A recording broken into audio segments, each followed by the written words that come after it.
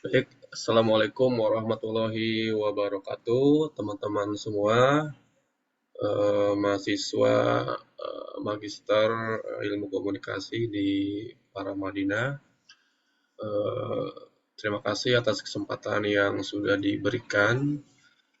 Izinkan pada kesempatan yang baik ini, kita akan mempresentasikan yang berkaitan dengan bagaimana proses komunikasi krisis itu dibangun dan dikelola dari sisi organisasi pemerintahan ya. Baik, saya akan coba untuk melakukan share screen untuk mempermudah memahami terkait materi yang akan disampaikan. Baik, tema besar yang akan kita bahas adalah komunikasi krisis DPR RI melalui Instagram TVR Parlemen saat rapat kerja Komisi 3 DPR RI dengan Menko Polhukam yang membahas isu terkait TPPU 349 triliun rupiah. Adapun rapat ini diselenggarakan pada tanggal 29 Maret 2023 di ruang rapat Komisi 3 DPR RI dengan Menko Polhukam saat itu Profesor Dr. Muhammad Mahfud MD ya.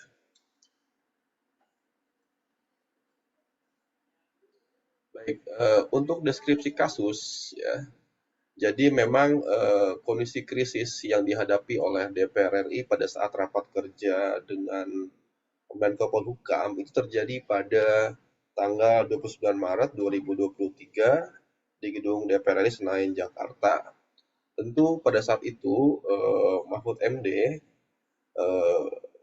menjabarkan ya secara lebih detail terkait dengan adanya dugaan TPPU atau tindak pidana pencucian uang senilai 349 triliun yang tentunya angka itu sangat fantastis dan sangat besar sehingga memicu terjadinya pemberitaan yang sangat masif ya, dan banyak media mainstream itu turut menyiarkan secara langsung, secara patching melalui TVR Parlemen. Dan memang pada prinsipnya Komisi 3 DPR RI pun mendukung Satgas tersebut untuk mengusut aliran dana yang diharapkan sebagai bentuk akuntabilitas tata kelola keuangan negara. Dan saat itu pun Menko Polhukam itu mendapatkan hujan interupsi dari para anggota dewan. Tentu interupsi yang dimaksud adalah interupsi yang sifatnya positif dan mendorong agar Menko Polhukam bisa mengusut secara lebih jelas dan detail terkait dengan angka yang disebutkan. Dan memang pada saat itu terjadi pertarungan opini yang begitu kuat antara legislatif dan juga eksekutif, dan sudah barang tentu Mahfud MD sebagai spotlight dalam rapat tersebut, dia berhasil menarik perhatian para wartawan dan juga anggota dewan dengan statement-statementnya yang tegas dan menarik perhatian untuk kemudian para anggota dewan melakukan interupsi. Dan tentu interupsi yang dilakukan tidak cuma sekali, tapi juga berkali-kali dan hampir dilakukan oleh seluruh anggota dewan yang hadir.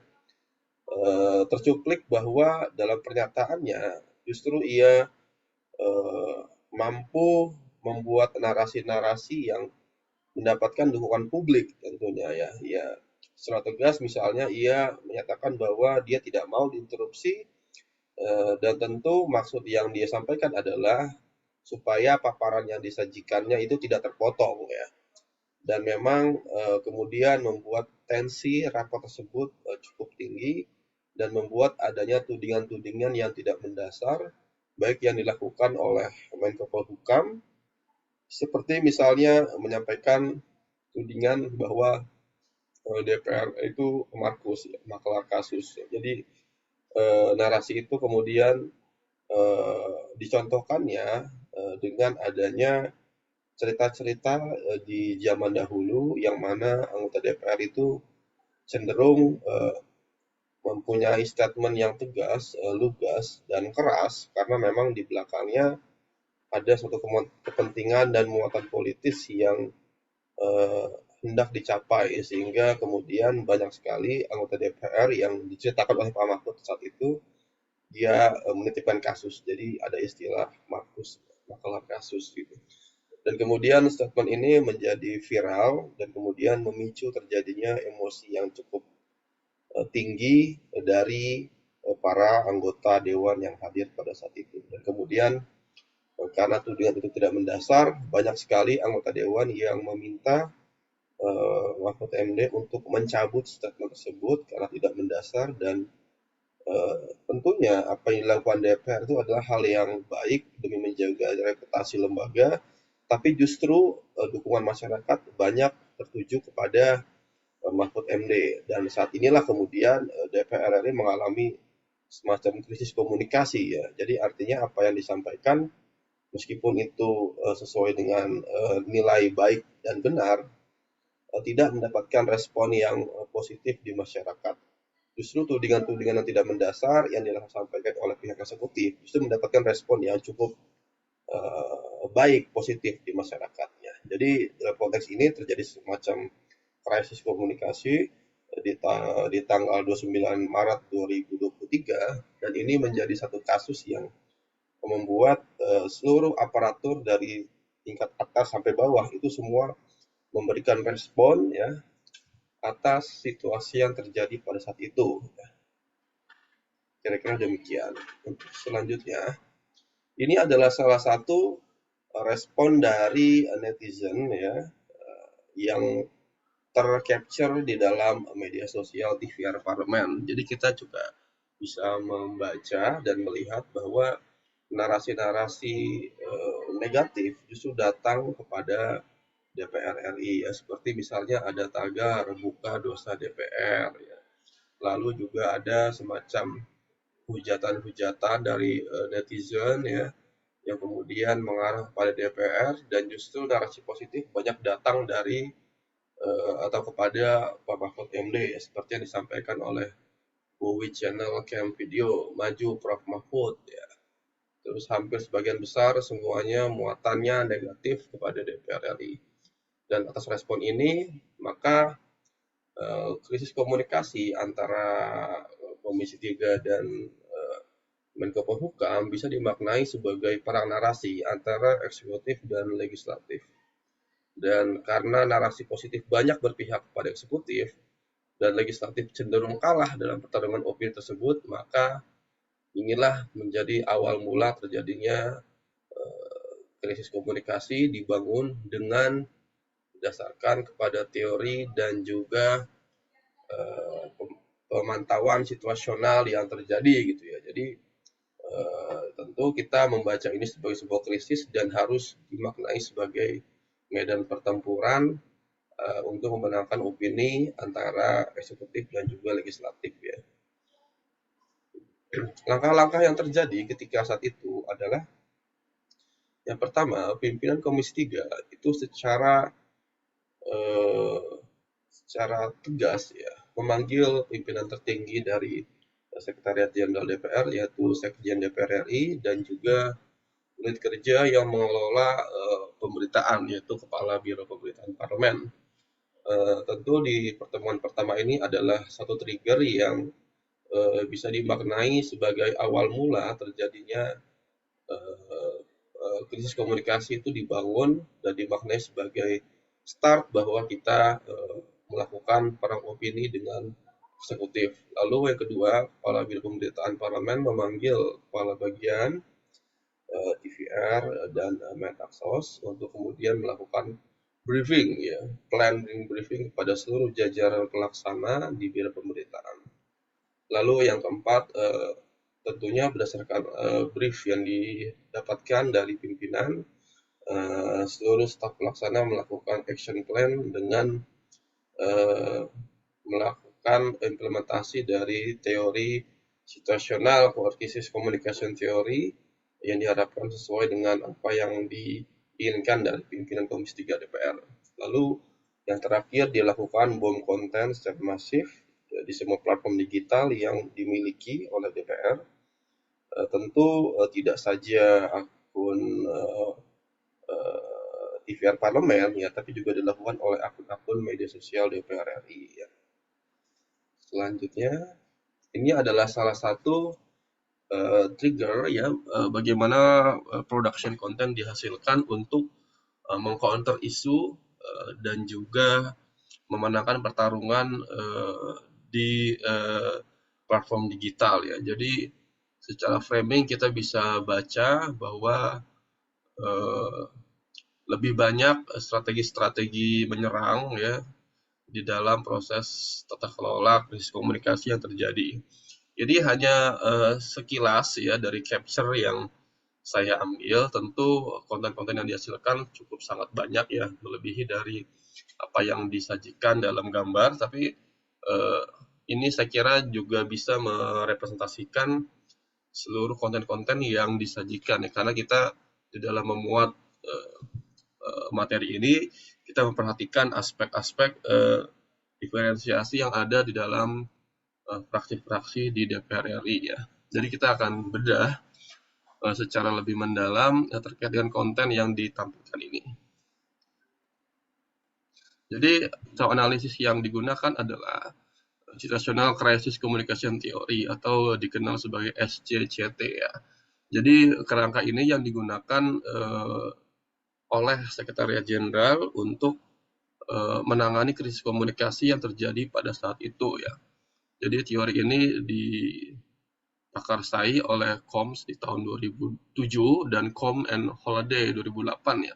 Jadi meskipun teori ini sudah berumur lebih dari 10 tahun, tapi saya kira masih cukup relevan di dalam mengamplifikasi seluruh situasi-situasi yang ada ketika terjadi sebuah krisis. Jadi menurut teori ini, jadi respon krisis yang ada itu dibagi menjadi dua. Yang pertama adalah primary crisis response strategies, yang kedua adalah secondary crisis response strategies.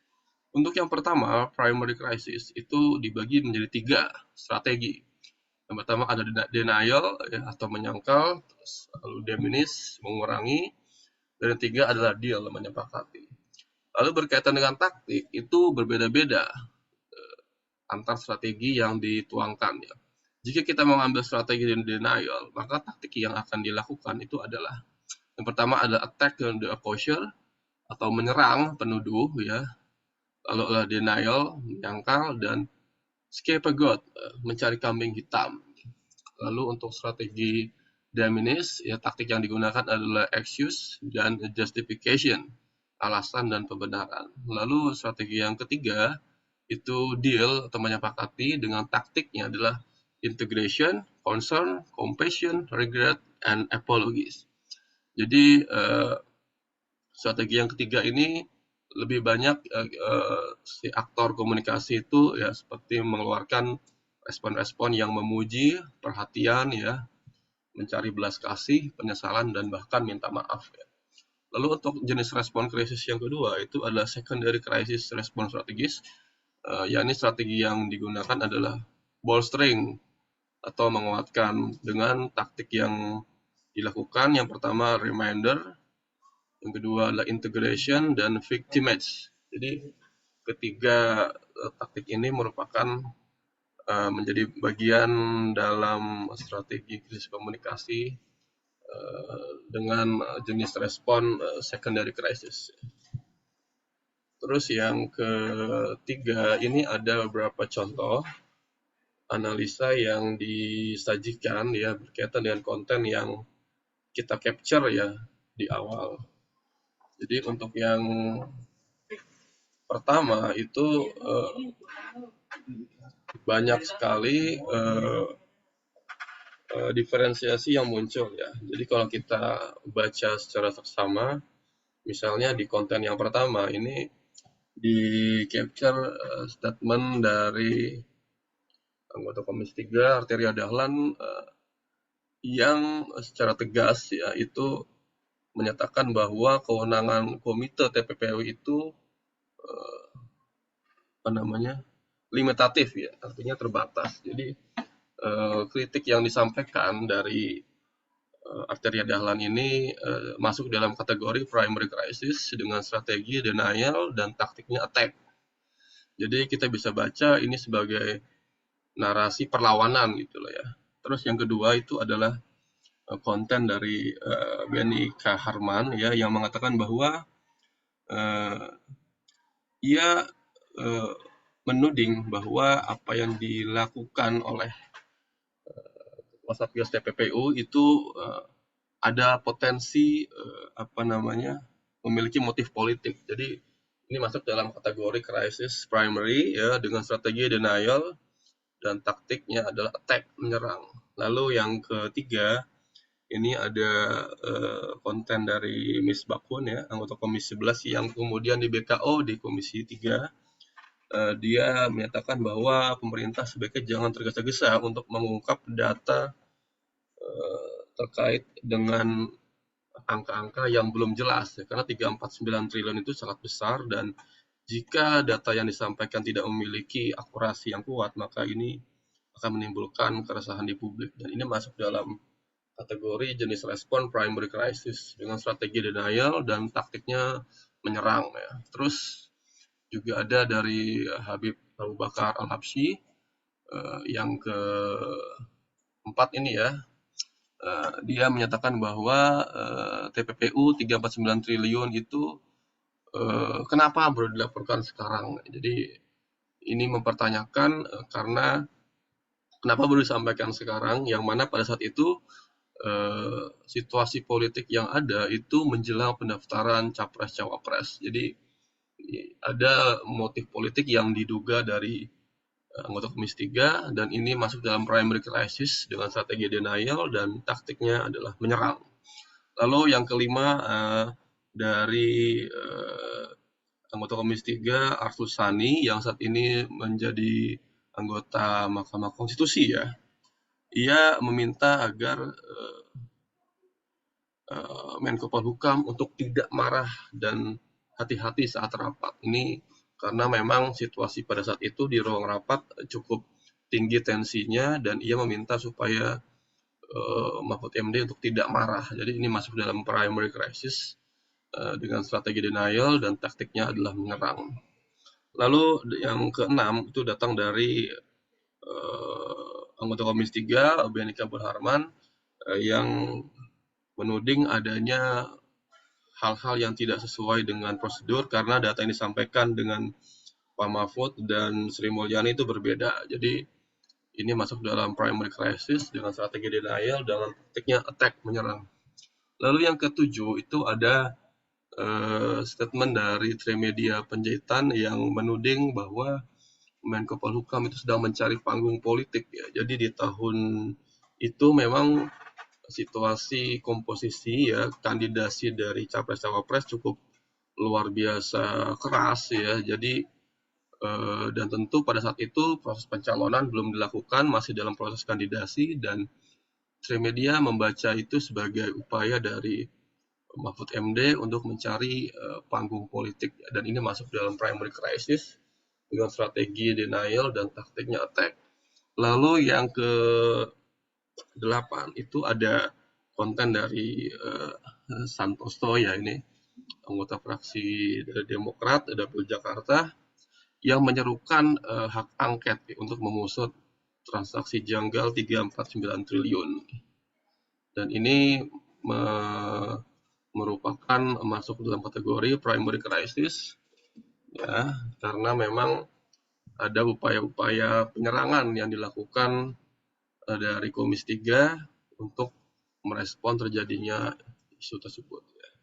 Terus yang ke-9 ini ada statement dari Arteria Dahlan ya, bahwa ia mengatakan bahwa data yang disampaikan oleh Mahfud MD dan juga Sri Mulyani itu berbeda, padahal sama-sama menjadi bagian dari eksekutif, dan ini kemudian dia menegaskan agar negara jangan dijadikan lelucon ya gitu. Jadi next untuk capturean berikutnya ini ada respon dari anggota Komisi 3 juga, W. Hadi ya.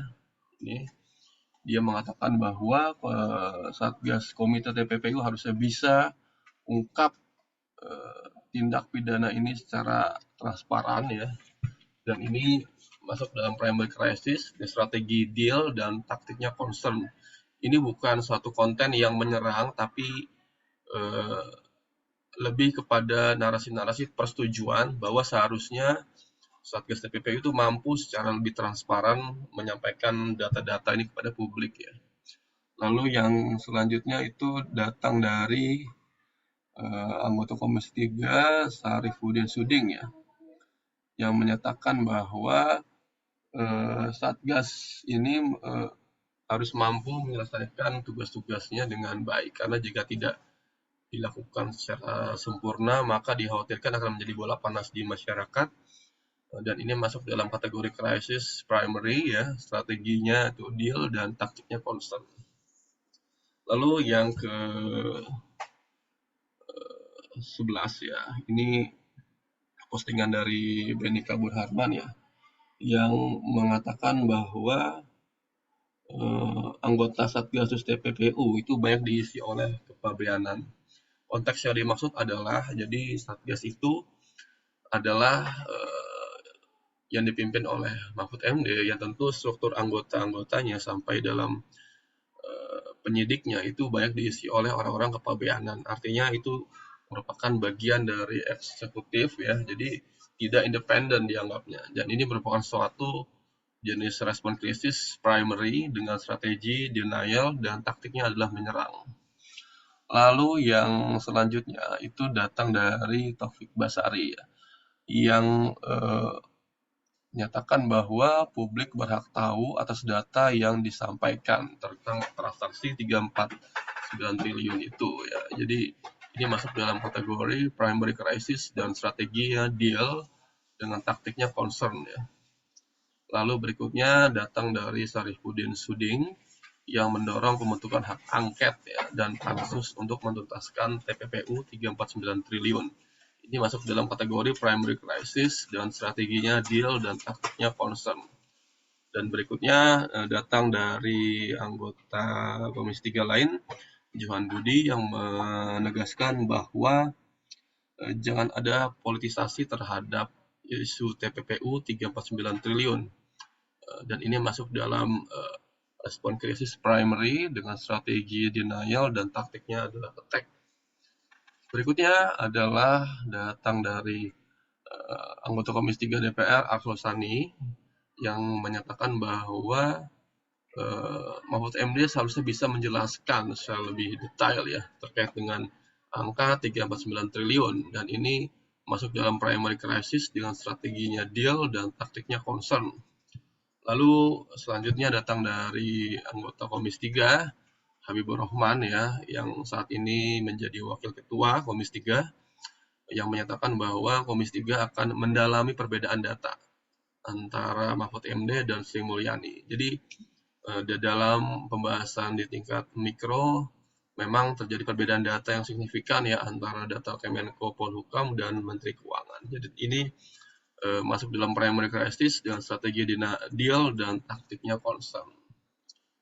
Selanjutnya yang terakhir ini ya, ini datang dari Benny Kabur Harman ya, yang mengingatkan agar jangan ada fitnah dan upaya untuk menyesatkan data terkait dengan angka 349 triliun. Dan ini masuk dalam respon krisis primary dan strategi denial dengan taktiknya adalah attack. Lalu terkait dengan analisa HRO ya, High Reliability Organization, kita bisa maknai kejadian itu ya. Jadi situasi krisis yang kemudian dianalisis ya, dengan penerapan dari teori SCCT ya secara lebih praktikal, kita bisa melihat bahwa ada 4 komponen yang dipenuhi. Yang pertama adalah mindful leadership. Jadi dalam kasus itu memang pimpinan Komisi 3 dan Sekjen DPR memiliki andil yang besar dalam mencermati potensi isu yang ada dari situasi tersebut. Jadi karena ini bermula dari diskusi antar pimpinan yang kemudian secara struktur kemudian bergerak ke bawah, maka leadership menjadi hal yang utama di dalam penerapan HRO ya, di Sekretariat Jenderal DPR. Lalu yang kedua adalah situational awareness. Jadi seluruh kru yang ada di biro pemberitaan itu sebagai ujung tombak dalam membangun narasi, dan semuanya memiliki perhatian yang besar dari struktur atas hingga bawah.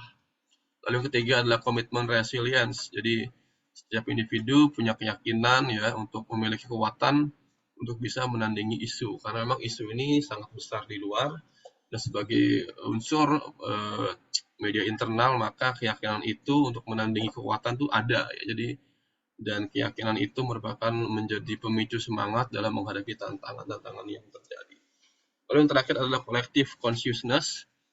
Jadi resiko akan gagal tentu ada, dan bagaimanapun narasi untuk melawan isu itu harus dipandang sebagai hal yang strategis dan juga realistis ya. Jadi tentu kita harus realistis dalam membaca, dan sebagaimana yang dijelaskan bahwa SCCT itu adalah implementasi teoritis yang kemudian membaca pergerakan ya berdasarkan situasi yang terjadi. Jadi perlu adanya inovasi adaptif dalam merespons sebuah tantangan-tantangan baru.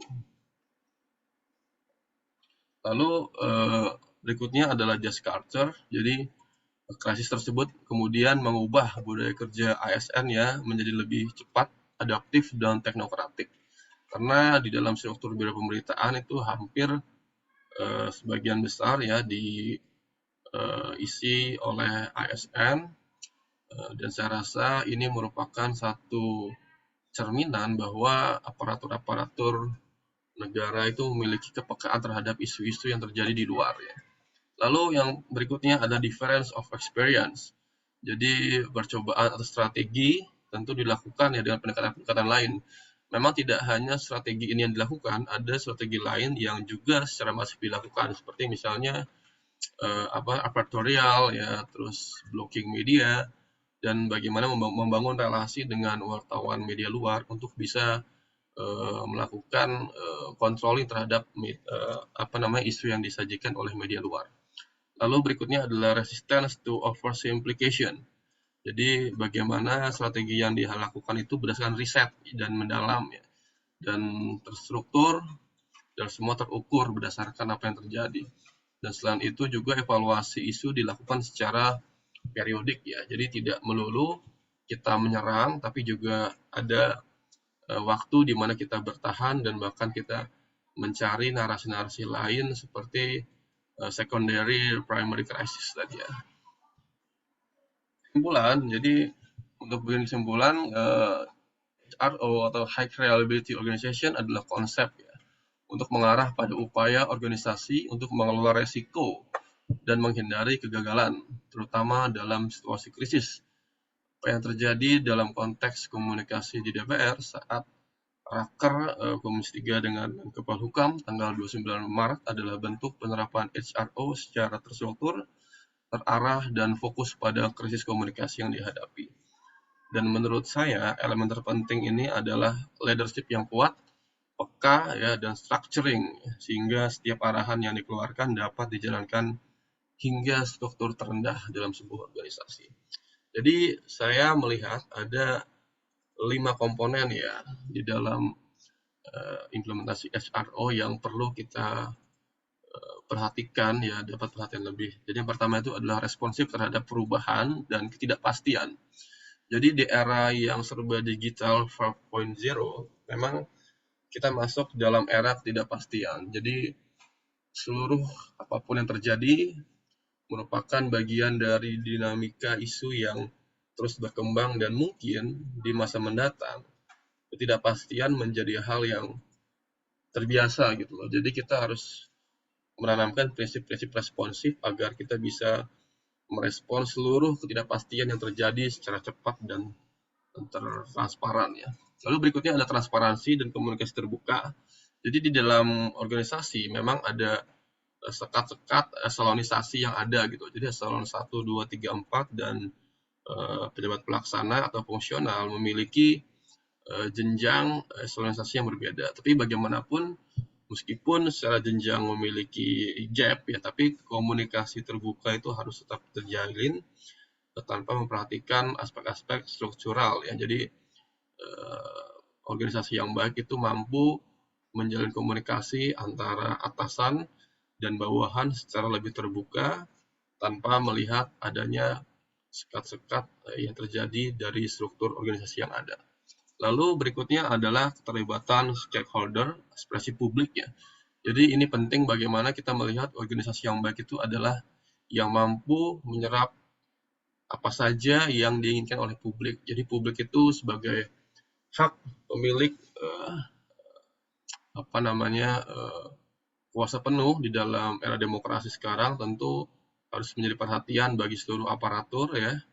Dan ini cukup penting dan kita bisa maknai bahwa seluruh komponen-komponen ya pembiayaan operasionalisasi dalam organisasi itu banyak bersumber dari pajak dari masyarakat ya. Jadi kita juga sebetulnya bertanggung jawab pada masyarakat.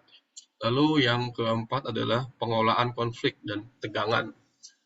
Jadi dalam organisasi dan pertarungan isu itu konflik pasti ada dan ketegangan itu adalah hal yang wajar. Jadi bagaimana dalam pengelolaan krisis ini dalam konteks HRO, jadi pengelolaan konflik harus dilakukan secara baik dan tidak agresif secara totalitarian. Jadi kita harus melihat dan membaca situasional dalam menghadapi krisis dan apa yang kita keluarkan, yang kita respon merupakan bagian dari analisa situasi yang ada gitu. Terus juga adanya evaluasi dan pembelajaran. Dan ini penting sebagai organisasi modern, penting untuk melakukan evaluasi secara berkala atas langkah-langkah yang sudah dilakukan ya. Dan ini penting supaya ke depan organisasi ini bisa maju dan berkembang lebih baik. Saya kira demikian yang dapat disampaikan ya. Kurang lebihnya seperti itu terkait dengan bagaimana penerapan HRO dalam konteks krisis komunikasi yang ada di Sekretariat Jenderal DPR RI. Tentu ini merupakan implementasi dari teori SCCT di dalam menghadapi sebuah krisis yang ada ya. Dan saya kira apapun yang terjadi sebagai bagian dari khazanah akademik ya dan kombinasi juga dengan praktisi, maka langkah-langkah yang dilakukan itu memang seyogianya memiliki irisan yang kuat antara implementasi dan teori yang ada. Jadi agar respon kebijakan yang diambil dari sebuah organisasi itu memiliki landasan teoritisasi yang kuat. Karena bagaimanapun landasan akademik menjadi bagian yang sangat penting dan kita di dalam berorganisasi tidak semata-mata bekerja itu berdasarkan berdasarkan afek gitu, tapi penting untuk melihat ini sebagai suatu implementasi dari teori perkembangan akademis yang ada. Jadi supaya organisasi itu bisa berkembang maju berdasarkan pendekatan-pendekatan akademis yang kuat. Dan itu sudah diterapkan secara lebih detail, tegas di institusi Sekjen DPR RI. Saya kira demikian yang dapat saya sampaikan. Kurang lebihnya mohon maaf. Wallahul muwaffiq ila aqwamit thoriq. Assalamualaikum warahmatullahi wabarakatuh.